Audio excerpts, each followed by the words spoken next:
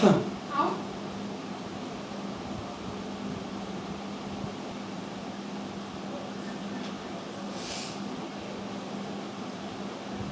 11 science B group biology પ્રકરણ 8 પ્રકરણનું નામ છે કોષ જીવનનો એકમ cell the unit of life. 5મા 6ઠા ધોરણથી આપણે આ ભણતા આવ્યા છે કે સજીવનો પાયાનો એકમ કોષ છે અને એક કોષમાંથી કોષ વિભાજનની પ્રક્રિયા દ્વારા આખા સજીવનું શરીરનું નિર્માણ થાય છે. તો એ કોષની અંદર શું છે એના વિશે આપણે ભણવાનું છે. મુદ્દા કયા કયા લેવાના છે? તો કોષ એટલે શું, આમાં શું ભણવાનું છે, કોષવાદ, કોષનું વિહંગાવલોકન એટલે કોષની અંદર શું શું દેખાય છે એ, આદિ કોષ કેન્દ્રીય કોષ,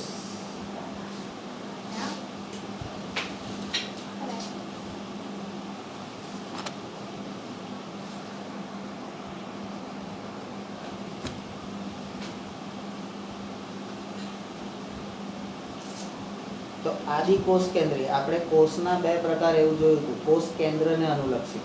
તો આદિ કોષ કેન્દ્રીય કોષ અને સુકોષ કેન્દ્રીય કોષ. આદિ હોય તો એ જો પેલા એક જીવી એક કોષીય સજીવોને બધા જે હતા. સુકોષ કેન્દ્રીયમાં કોષ કેન્દ્ર એકદમ વિકસિત હોય, પૂર્ણ વિકસિત, બધું એની અંદર પેલા તત્વો જે હોય બધા હોય એ રીતે. બરાબર, આટલા મુદ્દા આપણે ધ્યાન ઉપર લેવાના છે. તો સૌથી પહેલો ચાર્ટ આપણો કેવી રીતે બનશે? તો પ્રકરણ 8 એનું નામ અને આ 5 મુદ્દા 1 2 3 4 અને 5. બરાબર, એના પહેલા આ એક ફકરો છે એટલે એક બીજો ભાગ પડશે પ્રાસ્તાવિક. તો આપણે પહેલા અહીંયા પ્રાસ્તાવિક કરીએ છીએ. તો જ્યારે તમે તમારી આજુબાજુને જુઓ છો ત્યારે તમને સજીવ અને નિર્જીવ બંને દેખાય છે. આપણી આજુબાજુમાં બે વસ્તુઓ છે. બરાબર, અહીંયા આ સામે પડેલું ટેબલ છે તો એ નિર્જીવ, તું બેઠી છું ખુરશી એ, અને તારી બાજુમાં હું બેઠો છું એ સજીવ. બરાબર, અંદર પેલી દેખાય છે એ સજીવ. પેલાનો કોઈ નંબર નહીં યાદ છે તમારો? કોઈ નંબર?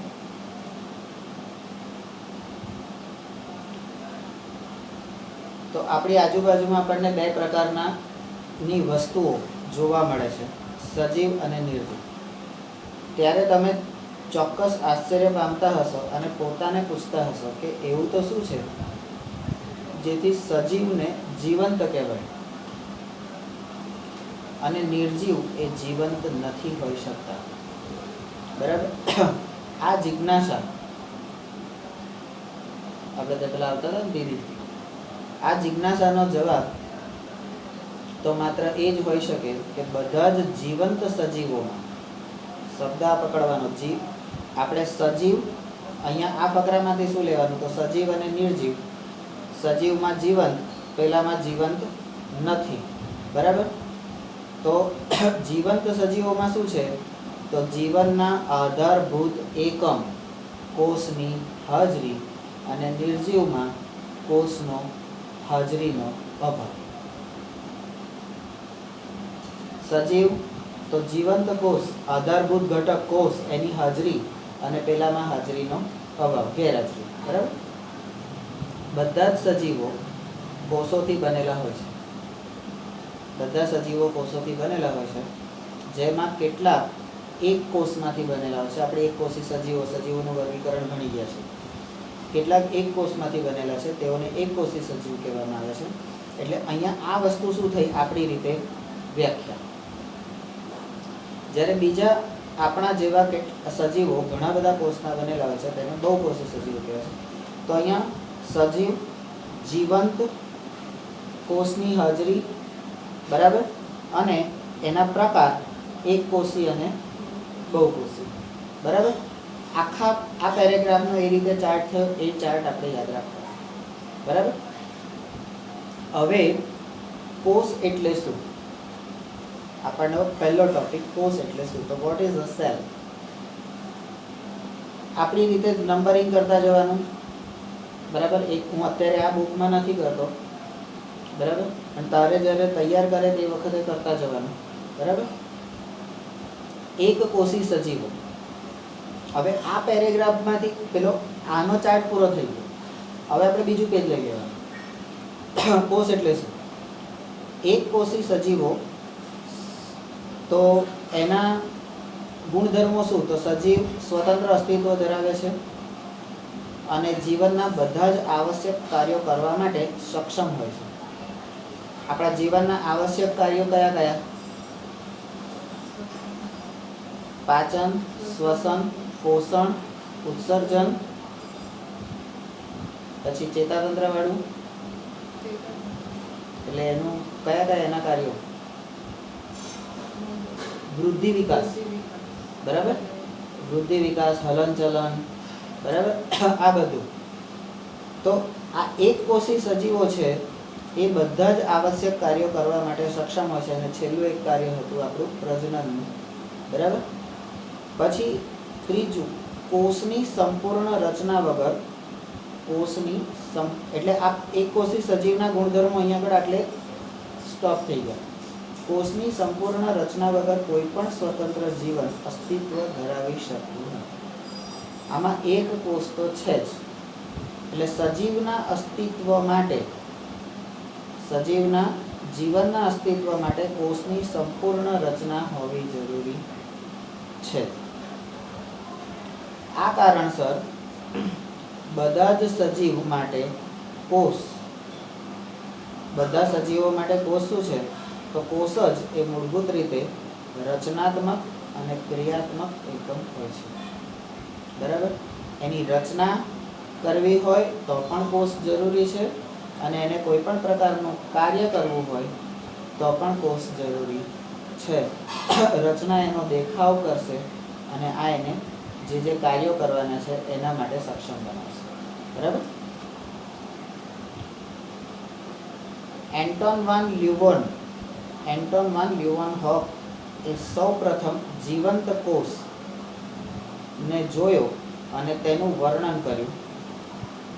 તો આ કોષને જોનારા વૈજ્ઞાનિકો, કોષના સંશોધનના વૈજ્ઞાનિકો, તો પહેલા એન્ટોન વાન લ્યુવનહોફ, પછી બીજો રોબર્ટ બ્રાઉન, એણે કોષ કેન્દ્રની શોધ કરી. આ આપણે 9મા ધોરણમાં ભણી ગયા છે, બરાબર છે.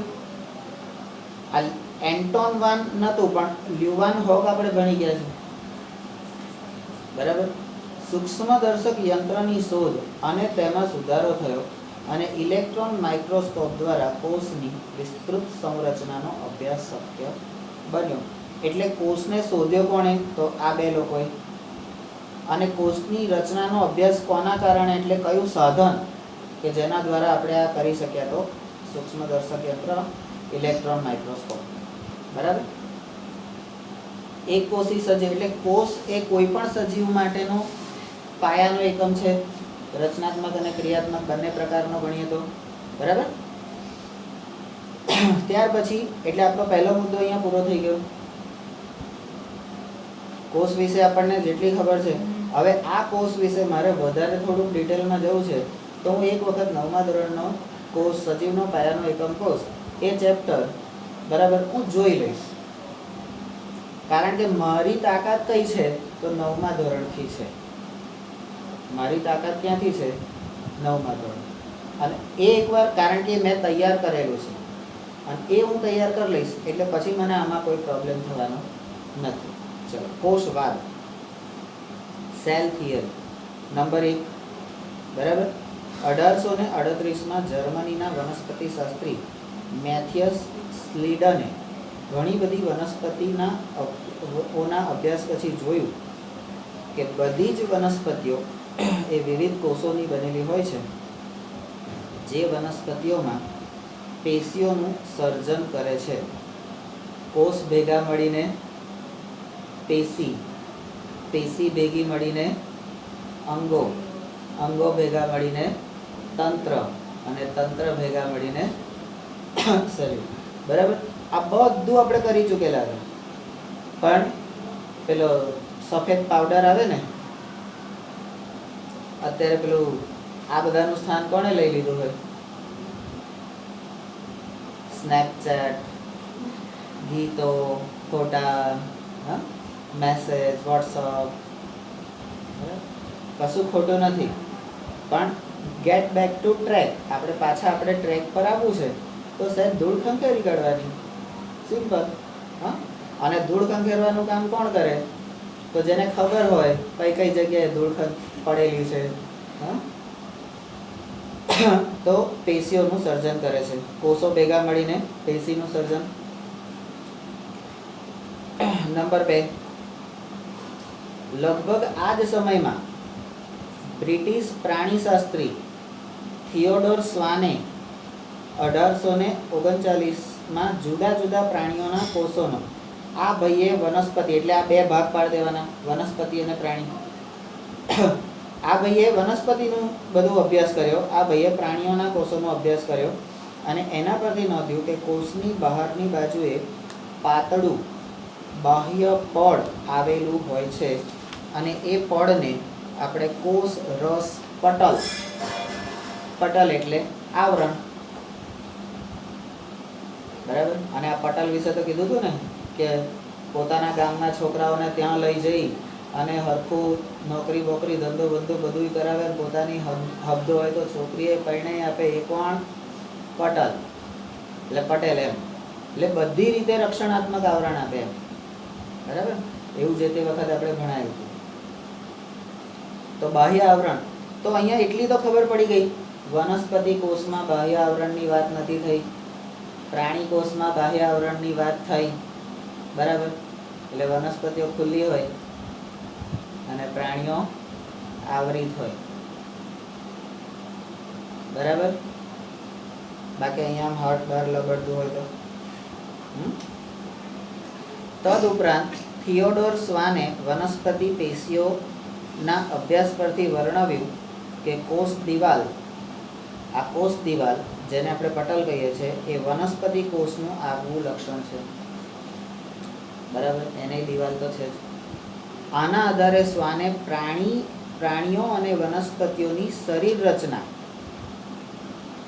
એ કોષ અને કોષની નિપજોની બનેલી છે એવી પરિસંકલ્પના, આ કલ્પના તારો પીછો છોડશે, પરિસંકલ્પના એટલે સારી, સંકલ્પના એટલે સારી, તારા મારા જેવી, પરી જેવી, બરાબર. તો હવે આ વૈજ્ઞાનિકોના નામ અને એમણે શું કર્યું એ આવી ગયું.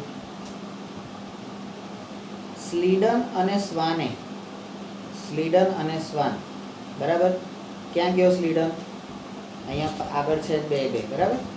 તો એ બંને સંયુક્ત રીતે કોષવાદ રજૂ કર્યો. આપણે જેવી રીતે ઉત્ક્રાંતિવાદ ભણતા હતા અને તમે જે ચલાવો છો દરબારવાદ, ક્ષત્રિયવાદ, બરાબર, ચવાણું કરો છો ને, તો કોષવાદ રજૂ કર્યો. પરંતુ આ સિદ્ધાંત નવા કોષનું સર્જન કેવી રીતે કરે છે, આ સિદ્ધાંત નવા કોષનું સર્જન કેવી રીતે થાય છે એ સમજાવવા માટે, વસ્તુ એ જ હતી પણ સામેનાને સમજણ પડવી જોઈએ એવી ભાષામાં સમજાવવા માટે અસમર્થ રહ્યો, બરાબર. આ કોષવાદનો સિદ્ધાંત, તો આ અસમર્થ રહ્યો એ શું આવ્યું? એની મર્યાદા. જે કામ નથી કરી શકતો તો એ શું આવ્યું? મર્યાદા અથવા તો ખામી. રુડોલ્ફ વિસોએ 1855માં સૌ પ્રથમવાર પુરવાર કર્યું કે કોષ વિભાજન પામીને પૂર્વ અસ્તિત્વ ધરાવતા કોષોમાંથી નવા કોષોનું સર્જન થાય છે.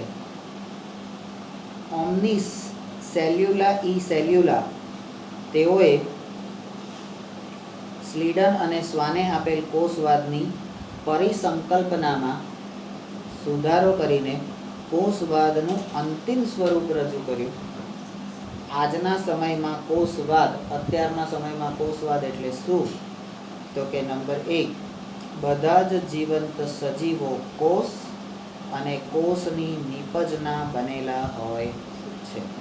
નંબર 2, બધા જ કોષનું સર્જન એ પૂર્વ અસ્તિત્વ ધરાવતા કોષમાંથી જ થાય છે.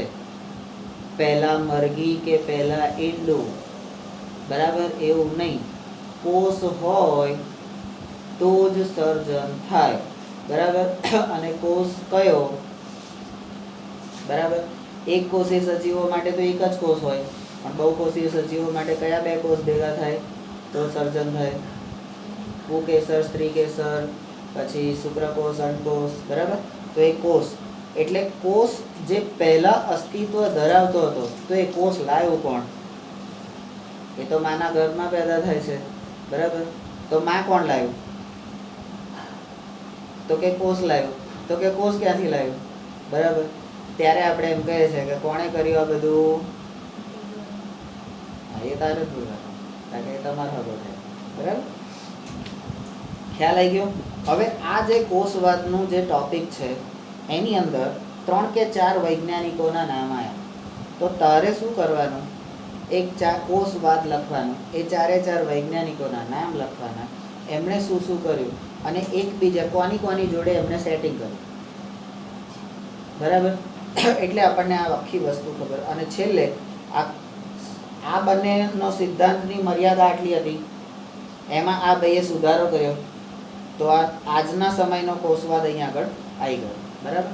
તો તમને પ્રશ્ન એવો પૂછી શકે કે આજના સમયનો કોષવાદ એટલે શું?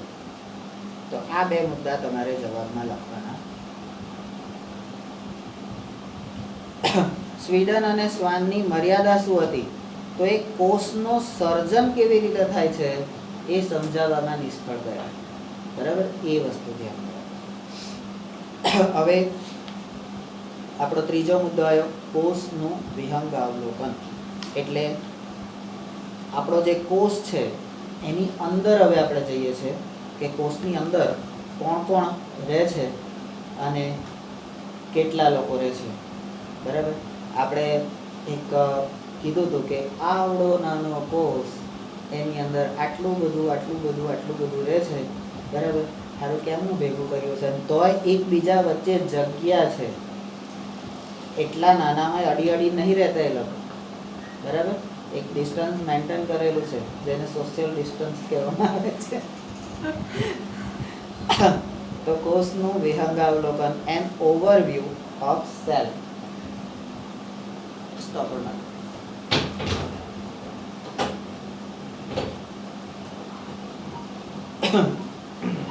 બસ બસ.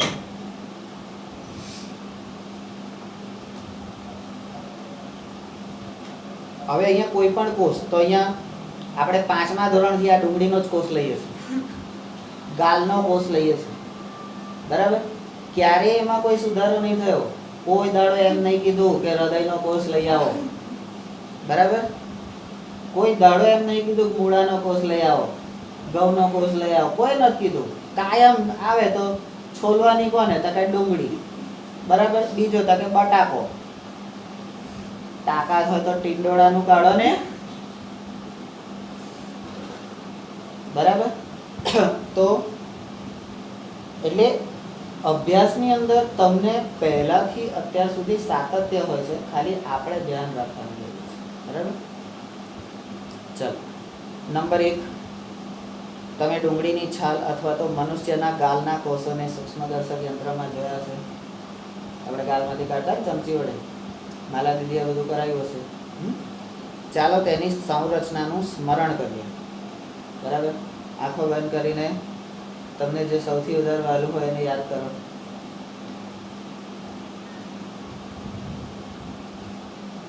બરાબર. શું દેખાયું? એટલે કયો માણસ દેખાયો? બરાબર. તો હવે કેવો છે? તો એ સંરચના, બરાબર. ડુંગળીનો કોષ એ લાક્ષણિક વનસ્પતિ કોષ છે. ડુંગળી એ લાક્ષણિક વનસ્પતિ કોષ છે, કારણ કે ડુંગળી કોણ છે? ડુંગળી કોણ છે? વનસ્પતિ છે. અને મનુષ્યના ગાલમાંથી તો પ્રાણી છે. મનુષ્ય કોણ છે? હા, તો એમાં હું નવું કીધું? હવે આ ડુંગળી એ લાક્ષણિક વનસ્પતિ કોષ છે જેની સૌથી બહારની તરફ એક સ્પષ્ટ, એટલે અહીંયા વનસ્પતિ અને પ્રાણી એવા બે ભાગ પાડી દઈએ આપણે, તો વનસ્પતિ કોષમાં સ્પષ્ટ કોષ દિવાલ અને બરાબર તેની નીચે કોષ રસ પટલ આવેલું હોય છે. મનુષ્યના ગાલના કોષો એટલે પ્રાણી બાજુ લખવાનું, બરાબર. આપણે એ જ રીતે ભાગ પાડીને જ વહીવટ કરવાનો, બરાબર, વહેંચીને જ ખાવાનું. ખબર પડી ગઈ? એટલે પહેલેથી જ એને એવી રીતે ફેંકી કાઢવાનું કે અંદર બીજું કશું રહેવું ના જોઈએ. સમજી ગયા? મનુષ્યના ગાલના કોષો બહારની બાજુએ ફક્ત એક જ બાહ્ય પટલ, અહીંયા આગળ કોષ રસ પટલ આવેલા છે ને દિવાલ છે, અહીંયા ફક્ત એક જ બાહ્ય પટલ જોવા મળે છે. પછી તો કે પ્રત્યેક કોષની અંદર સઘન પટલયુક્ત રચના જોવા મળે છે જેને કોષ કેન્દ્ર કહેવામાં આવે છે. તો કોષ કેન્દ્ર એટલે પહેલા કોષ દિવાલ, કોષ રસ પટલ, પછી કોષ કેન્દ્ર, બરાબર. હવે આ કોષ કેન્દ્રમાં રંગસૂત્રો જોવા મળે છે. ઓછું છે, કેટલા રંગસૂત્રો હોય? 23 જોડ, એટલે 23 દુ 46, બરાબર. કોષ કેન્દ્રમાં હવે કોષ કેટલો હોય, એનું કોષ કેન્દ્ર કેટલું હોય, અને એની અંદર પાછા આટલા બધા 23 જોડ રંગસૂત્રો એટલે 46. દરેક રંગસૂત્ર પર 30,000 જનીનો, બરાબર. દરેક જનીન ઉપર 1 લાખ ડીએનએ અને દરેક ડીએનએ પર કરોડો શૃંખલાઓ જે લક્ષણ માટે જવાબદાર હોય. આટલું બધું આટલા ભેગું કરે તો ચાલે? શું ચાલે જ છે ને આટલા વર્ષોથી, બરાબર. જેના તો કોષ કેન્દ્રમાં રંગસૂત્ર જોવા મળે છે, જેના એટલે અહીંયા કોષ કેન્દ્ર અને એની રચના, તો એમાં રંગસૂત્ર જોવા મળે છે જેના બંધારણમાં આનુવંશિક દ્રવ્ય ડીએનએ આવેલું હોય છે. આ રંગસૂત્રો શેના બનેલા હોય છે? તો ડીએનએ ના બનેલા હોય છે, બરાબર. જે કોષમાં કોષ પટલ એટલે હવે જે કોષમાં કોષ પટલયુક્ત કોષ કેન્દ્ર આવેલું હોય એને યુકેરિયોટિક સુકોષ કેન્દ્રીય, બરાબર. આ બધું આપણે આવી ગયું છે 9માં કોષ. અને તેમજ જે કોષમાં પટલ વિહીન કોષ કેન્દ્ર આવેલું હોય તેને પ્રોકેરિયોટિક આદિ કોષ કેન્દ્રીય કોષ કહેવાય. હું કેમ 9માં જવાની વાત કરું છું? તો 9મા ધોરણમાં કોષ દિવાલને અનુલક્ષીને, કોષ કેન્દ્રને અનુલક્ષીને, બરાબર, દરેક પ્રકારે આપણે વિભાજન અને વર્ગીકરણ કરેલું છે. એટલા માટે હું 9મા ધોરણમાં એક વખત વાંચવાનું કહું છું, બરાબર. 9મું, 11મું, 10મું, 12મું ક્લિયર? આ 4 ભેગું નહીં હોય તો નહીં મેળ પડે. તો જેમાં પટલ વિહીન કોષ કેન્દ્ર આવેલું હોય છે તેને પ્રોકેરિયોટિક કે આદિ કોષ કેન્દ્રીય કોષ કહેવામાં આવે છે. બંને આદિ કોષ કેન્દ્રીય તેમજ સુકોષ કેન્દ્રીય કોષોમાં, હવે બંનેમાં અર્ધ તરલ આધારક જોવા મળે છે જેને કોષ રસ કહેવામાં. એટલે કોષ કેન્દ્રની વાત હવે અહીંયા પૂરી થઈ ગઈ. હવે આવ્યો કોષ રસ, બરાબર. તો આપણે એક એક વસ્તુ કોષ રસ કોષ દિવાલ, કોષ રસ પટલ, કોષ કેન્દ્ર અને હવે આવ્યો કોષ રસ, બરાબર. એટલે ચાર્ટ આપણે એ રીતે જ બનાવવાનો, તમને સાહેબે બનાવીને જ આપ્યો છે, બરાબર. આપણે ખાલી જોઈ લેવાનું. હવે કોષ રસ આવ્યો, જે કોષોનું કદ રોકે છે. કોષ રસ શું કરે છે? એ કોષોનું કદ રોકે છે, બહુ મોટો એમ થવા નહીં દેતા. બંને વનસ્પતિ અને પ્રાણી કોષોમાં કોષીય પ્રક્રિયાઓ, એટલે દરેક કોષ જે જૈવિક ક્રિયાઓ કરે છે એ કોષીય પ્રક્રિયાઓ કરવા માટે મુખ્ય સ્થાન એ કોષ રસ હોય છે. એટલે જૈવિક ક્રિયાઓ બધી ક્યાં થાય છે કોઈ પણ કોષની? તો કોષ રસની અંદર થાય છે. સજીવનું નિર્માણ, બાળકનો જન્મ જે કોથળીની અંદર થાય છે એમાં પણ પ્રવાહી ભરેલું હોય છે અને ત્યાં એનો વૃદ્ધિ વિકાસ થાય છે. ખબર છે ને? બરાબર. તો કોષ રસ હોય છે. કોષને તેની જીવંત સ્થિતિમાં રાખવા માટે વિવિધ રાસાયણિક પ્રક્રિયાઓ કરવી પડે છે, એ પણ આ કોષ રસમાં જ થાય છે. આ રાસાયણિક પ્રક્રિયાઓ એટલે આપણી પોષણ શ્વસન વાળી બધી. બરાબર. સુકોષ કેન્દ્રીય કોષમાં કોષ કેન્દ્ર ઉપરાંત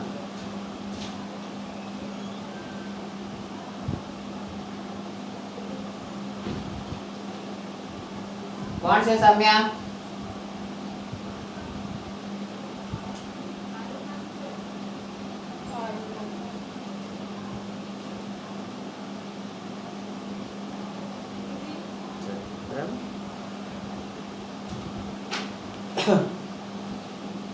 તો કોષ દિવાલ,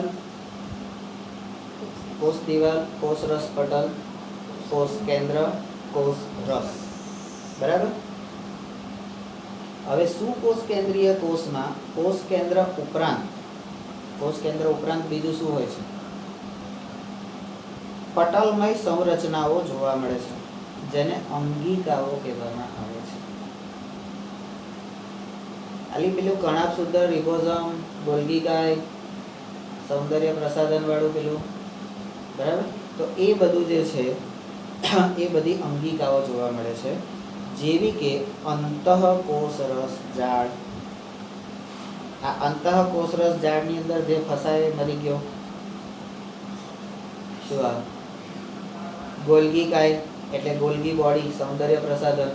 તમારો રૂપ રંગ બધું જ કોના લીધે છે? તો આના લીધે. લાઇસોસોમ્સ, બરાબર. કણાભસૂત્ર, શક્તિ કઈથી આવે? શક્તિનું પાવર હાઉસ. આ બધા પાવર હાઉસ ને આ બધા શબ્દો ક્યાં મળે? નવમાં. તો એકવાર વાંચી નાખવાથી વાંધો આવે. આપણે તો મટીરિયલ બનાવ્યું છે, જોડે રાખવાનું. સૂક્ષ્મ કાય, બરાબર, અને રસધાન્યો. પછી આદિકોષ એટલે આ બધા કોનામાં જોવા મળે છે? અંગિકાઓ સુકોષ કેન્દ્રીય. આદિકોષ કેન્દ્રીય કોષમાં આવી પટલમય અંગિકાઓનો અભાવ હોય છે. એટલે તમને આદિકોષ કેન્દ્ર અને સુકોષ કેન્દ્ર, પ્રોકેરિયોટિક અને યુકેરિયોટિક, બરાબર, એનો જે ડિફરન્સ છે, તફાવત, એ ખબર પડી ગઈ. ખબરમાં શું? વ્યાખ્યા લખો અને એમાં કોણ છે કે નથી. 2 મુદ્દા તો થઈ ગયા. અને ઉદાહરણ એટલે વનસ્પતિ કે પ્રાણી, બરાબર. ચલો હવે આ રિબોઝોમ્સ આ બધામાં તમે જુઓ, રિબોઝોમ્સનું નામ ક્યાંય છે? તો આટલા સિવાય આ રિબોઝોમ્સ એવી છે, આ બધી કેવી હતી? પટલમય. રિબોઝોમ્સ એ પટલ વિહીન અંગિકા છે. અંગિકા છે તો તમને એવો પ્રશ્ન પૂછે કે પટલમય અંગિકાઓના નામ લખો, અથવા તો મારા જેવો તો ઊંધો એવું પૂછે પટલ વિહીન અંગિકા કઈ? આટલી બધી તો યાદ રહે, પણ આવું એકાદ હોય યાદ ના રહે. તો પટલ વિહીન અંગિકા તો રિબોઝોમ્સ છે. અંગિકા છે પણ કવર નથી, કે જે સુકોષ કેન્દ્રી તેમજ આદિકોષ કેન્દ્રી બંને પ્રકારમાં જોવા મળે છે.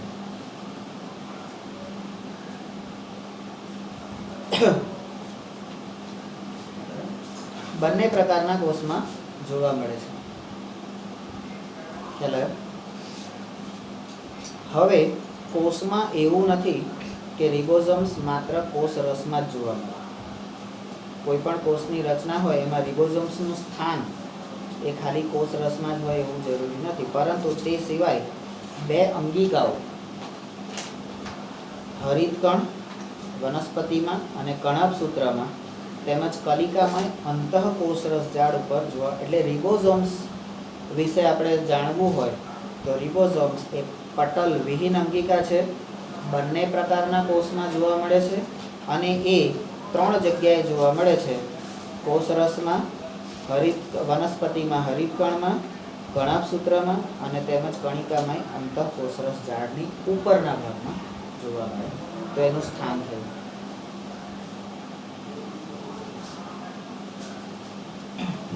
હવે પ્રાણી પ્રાણી કોષમાં પટલ વિહીન અંગિકા જોવા મળે છે. આ રિબોઝોમ્સ એ બંનેમાં છે. પ્રાણી કોષની અંદર પટલ વિહીન અંગિકા એક છે જે વનસ્પતિ કોષમાં નથી એવી. તો એ કઈ છે? તો કે તારા કેન્દ્ર. તારા કેન્દ્ર, તારા ઉપર છેલ્લું બોલવાનું, તારા કેન્દ્ર. અને આ તારા કેન્દ્ર શું કામ કરે છે? તો કોષ વિભાજનમાં મદદરૂપ થાય છે. તો આ કોષ વિભાજનમાં મદદ કરે છે. શું થયું? કાર્ય. બરાબર. હવે અહીંયા તમને એક આકૃતિ આપેલી છે, વિવિધ આકારો ધરાવતા કોષોનું ચિત્ર. તો જુદા જુદા આકારો ધરાવતા એટલે આપણે જ્યારે 9મા ધોરણમાં આ કર્યું છે, બરાબર, પેલું રક્તકણ તો કેવો દેખાય છે? ગોળ અને દ્વિઅંતરગોળ. બરાબર, દ્વિઅંતરગોળ. શ્વેતકણ, અમીબોઇડ, બરાબર, જુદા જુદા આકારના. પછી સ્તંભીય અધિચ્છદ કોષો, સ્તંભીય અધિચ્છદીય કોષો. બરાબર. અધિચ્છદ એટલે બહારનું આવરણ. બરાબર. એ કેવા હોય છે? લાંબા અને સાંકડા. કેમ? તો કે એમણે બાહ્ય તકલીફોથી રક્ષણ કરવાનું છે, એટલે એકદમ સુરક્ષા કવચ દિવાલની જેવા છે. બરાબર. પછી શાખિત અને લાંબો તો ચેતાકોષ, વાયરિંગ. બરાબર. જલવાહિનીકી લંબાયેલ, કારણ કે પાણી જવાનું છે ઉપરથી નીચે કે નીચેથી ઉપર. બરાબર. તો પાઇપલાઇન કમ્પ્લીટ હોવી જોઈએ. મધ્ય પર્ણના કોષો ગોળ કે અંડાકાર, એને પાંદડા, થડ એ બધા શાખાઓને વિકસિત કરવાની છે. તો એ કેવા હોય? ગોળ અને અંડાકાર. બરાબર. હવે અહીંયા આપણે કોષની અંદર જોયું, કોષ દિવાલ, કોષ રસ પટલ, કોષ કેન્દ્ર, કોષ રસ, પછી પટલમય અંગિકાઓ, પટલ વિહીન અંગિકાઓ. બરાબર. તારા કેન્દ્ર. અને હવે આવ્યું કોષો એ કદ, આકાર અને કાર્યની દ્રષ્ટિએ જુદા પડે છે. એટલે આ ફકરામાં આપણે 3 ભાગ પાડી દેવાના. હેડિંગ મારવાનું કોષ, કદ, આકાર, કાર્ય. બરાબર. આકૃતિ 8.1 ઉદાહરણ તરીકે સૌથી નાનો કોષ એ માઇકોપ્લાઝ્મા છે. What is mycoplasma? બરાબર. 8.1 તમને માઇકોપ્લાઝ્મા બતાવ્યો છે, એટલે આપણે આ ગણવાનું. બરાબર. તો એની સાઈઝ કેટલી છે? નામ, એટલે આપણે નામ લખવાનું, માઇકોપ્લાઝ્મા, સૌથી નાનો કોષ. એની સાઈઝ કેટલી છે? કદ કેટલું છે? તો કે ફક્ત 0.3 માઇક્રોમીટર લંબાઈ ધરાવે છે.